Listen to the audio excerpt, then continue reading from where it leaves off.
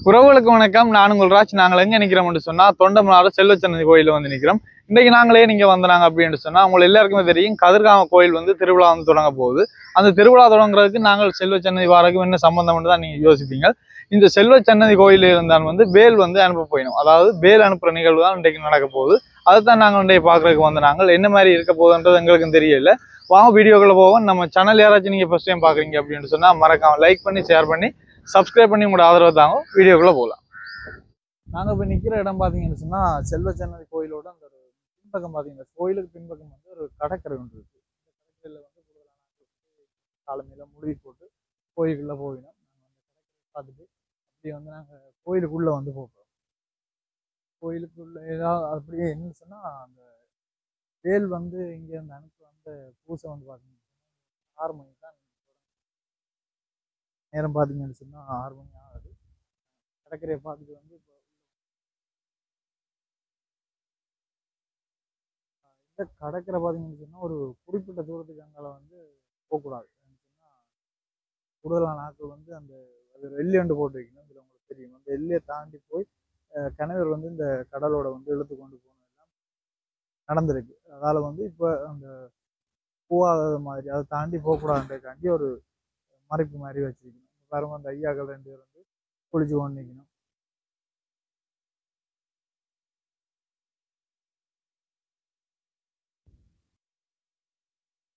Okay, இப்படியே நாங்கள் வந்து கோயிலுக்குள்ளே போய் பூசை வரங்க போகுது. நாங்கள் வேலை அனுப்புகிற அந்த பூசையை நாங்கள் பார்ப்போம்.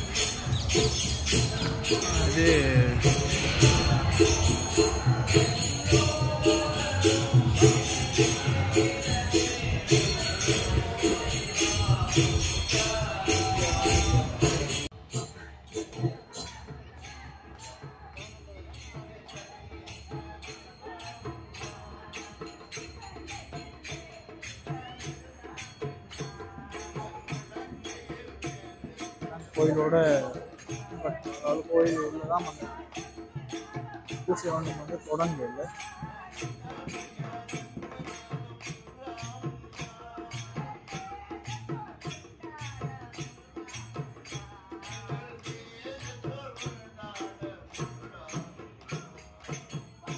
கோயிலுக்குள்ள வந்து வந்தாச்சு சொன்னா இந்த கோயில்ல நடக்க போற ஒரு அதிசயம்னு தான் சொல்லலாம். இந்த மாதிரி கொஞ்ச நேரத்துல அந்த அதிசயம் வந்து நடக்க போது அதை பாக்குறதுக்கு வந்து எவ்வளவு சினம் பார்க்கக்கூடிய மாதிரி இருக்கு. கோயிலோட முன்பக்கம், அதாவது கோயில் வாசல்ல தான் வந்து நிற்கிறோம். இப்பதான் வந்து ஆட்கள் வந்து கொண்டு இருக்கவே நாங்கள் பார்க்கக்கூடிய மாதிரி இருக்கு.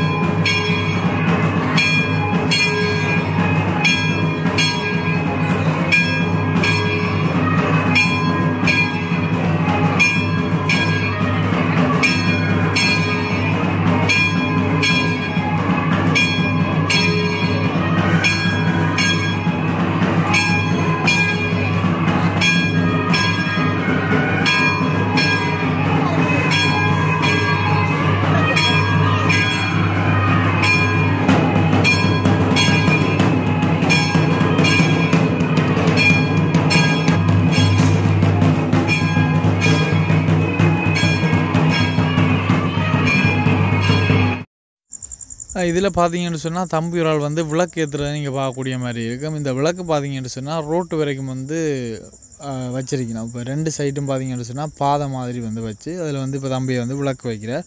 இப்போ என்னத்துக்காண்டி இதில் வந்து தம்பி வந்து இந்த விளக்கு ஏற்றுறாரு அப்படின்ட்டு சொன்னால், இப்போ இந்த பூசை முடிஞ்ச டைமோட ஐயர் வந்து அந்த வேல் வந்து எடுத்துகிட்டு வர போயிடும். அதாவது மூலஸ்தானத்துலேருந்து வேல் வந்து எடுத்து கொண்டு வர போயிடும். இந்த பாதையால் தான் அந்த வேல் வந்து எடுத்துக்கொண்டு வர போயிடும். அதுக்காண்டி தான் இந்த விளக்கு வந்து வைக்கணும் அப்படின்ட்டு நான் கேட்டதுலேயே எனக்கு ஒரு அண்ணன் ஒரு ஆள் சொன்னார்.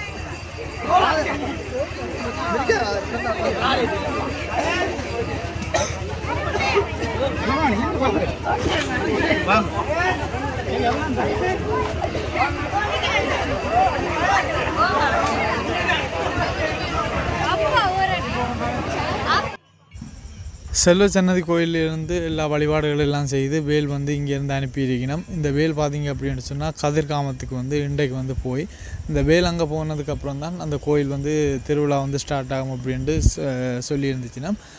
மற்றது வந்து நம்ம சேனலை நீங்கள் யாராச்சும் ஃபஸ்ட் டைம் பார்க்குறீங்க அப்படின்னு சொன்னால் மறக்காம வந்து லைக் பண்ணி ஷேர் பண்ணி சப்ஸ்கிரைப் பண்ணி உங்களோட ஆதரவை தாங்கோ.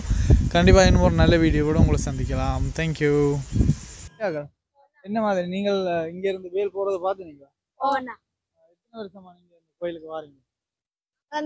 பிறந்ததுலேருந்து வாரீங்க. ஒரு வருஷம் திருவிழாக்கெல்லாம் நீங்கள் வருவீங்க. என்ன மாதிரி எத்தனை ஆண்டு படிக்கிறீங்க? 8ஆம் ஆண்டு படிக்கிறீங்க. ஓ சொல்லுங்க. ஆக்கள் திருவிழா இப்போ இது முடிஞ்சுதானே? இப்போ எல்லாரும் கல்யாணம் சாப்பிட்டு வந்து ஆக்களை பாருங்க.